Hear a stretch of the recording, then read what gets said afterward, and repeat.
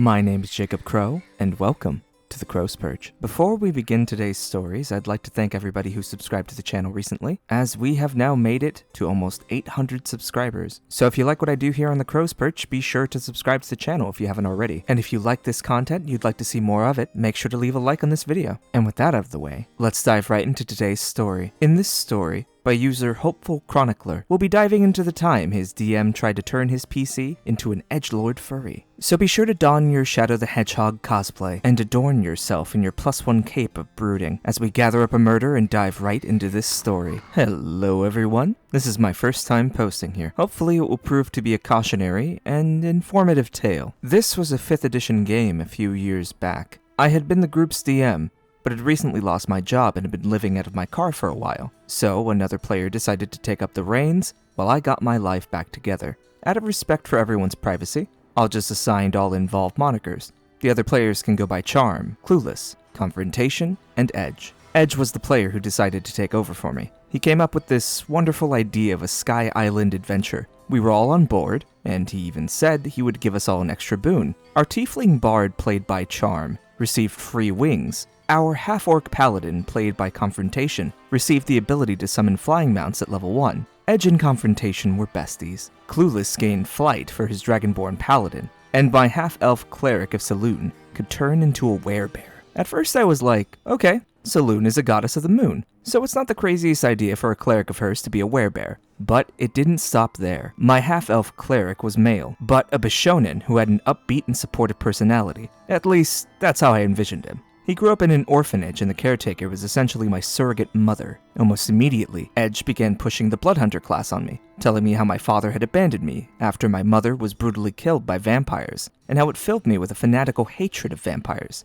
and how bitter and vengeful my character was. Also, he wanted to make my character as hyper-masculine as possible, which, once again, went up against the Bishonen persona I was going for with this character. Now, I had no issue with the dead mother and deadbeat dad, but I was not going to transform my character into a vengeance-filled edgelord. I wanted my cleric to live life one day at a time, and not become obsessed with a blood feud with vampires. Edge was a big fan of the Underworld movies. Ooh, middle school flashbacks. I can almost hear A Perfect Circle playing in the distance. Still you pray, never stray. It's in my head again. Yeah, let's get back to the story before I tell everyone how big of a James Maynard Keenan fan I am, and lycanthropes in general, along with being a furry himself. As far as I'm concerned, there is nothing wrong with this in and of itself. Well, it's not like he killed someone, or drove a hateful spear into his side, but the problems began when he began pushing a few things that he personally enjoyed on my character. But more on that later. For the record, I have nothing against Bloodhunter as a class. It just didn't fit my character. Fast forward a few sessions, we're finally off to the main island, and traveling around, with the DM still trying to force the Underworld storyline upon me, after I told him that it didn't fit my character. I would fight vampires, but I wasn't going to be a vengeance-filled edgelord about it. This led to my first werebear transformation, which occurred during the middle of a battle. As I began to transform, Edge informed me that a furious, bloodthirsty rage overtook me, as I was filled with hatred and fury over the dead mother who I'd never met, nor had any memory of. My epic one-liner, in a deep voice, "Today's the day the teddy bears have their picnic." For those in the know, you know this was coming back. Now, to be fair, that song is low-key terrifying when you look at the implications of the lyrics. But at that point, it was enough to completely take the wind out of Edge's sails. After the battle, I tried to turn back, but he informed me that my werebear form was now my default form, and that I couldn't turn back into a half-elf. My response to this, while somewhat juvenile, was to make the most groan-worthy bear puns whenever possible. It was unbearable. When I wasn't in hybrid form, he would have me randomly get trapped in full bear form. During one session when Charm wasn't around, and it wasn't just me and Edge, Confrontation and Clueless, Edge decided that what my character needed was some romance. And this is where he tried to force a specific fetish of his on me and my character. What this actually entailed,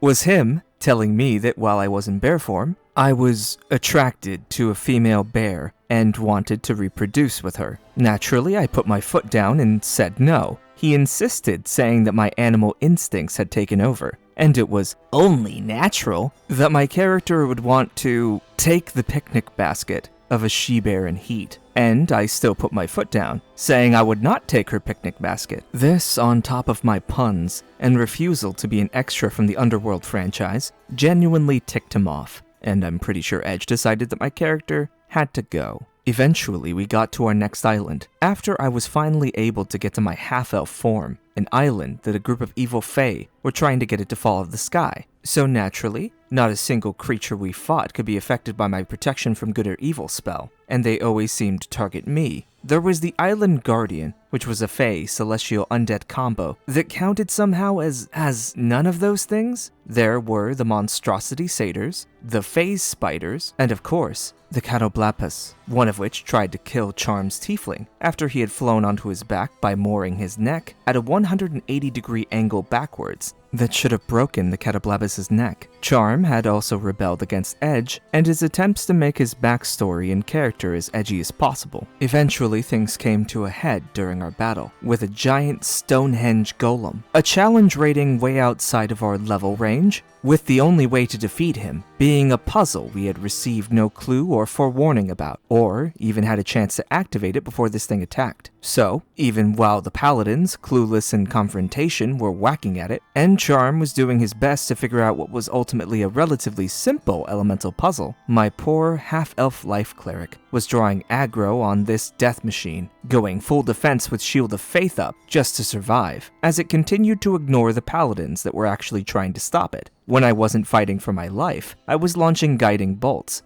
which naturally did nothing. Eventually, Clueless in confrontation decided to help Charm finish off the puzzle, and I was saved, much to the annoyance of the DM. The campaign fell apart not too long after, as Edge didn't want to do it anymore. And despite my better judgment, I decided to run a Starfinder game as my life was beginning to pull itself back together. Eventually, Edge and Confrontation had a vicious and very ugly falling out, and the group was disbanded. Confrontation and I were never that close, and Edge just disappeared entirely. I also have no idea what happened to Clueless. Charm and I went on to form a new group. While small, it isn't nearly as dysfunctional. As a rule for my new players, I make sure I know what they're comfortable with, and then promise them that I won't force anything on their characters that they don't want. Remember, friends, it's all about communication and respect. Well said, Hopeful Chronicler. It's funny. Normally the player is the one who insists on making an edgy backstory as opposed to the DM. But what is up with the default of an edgy backstory being Batman? Edgelords and dead parents. Name a more iconic duo.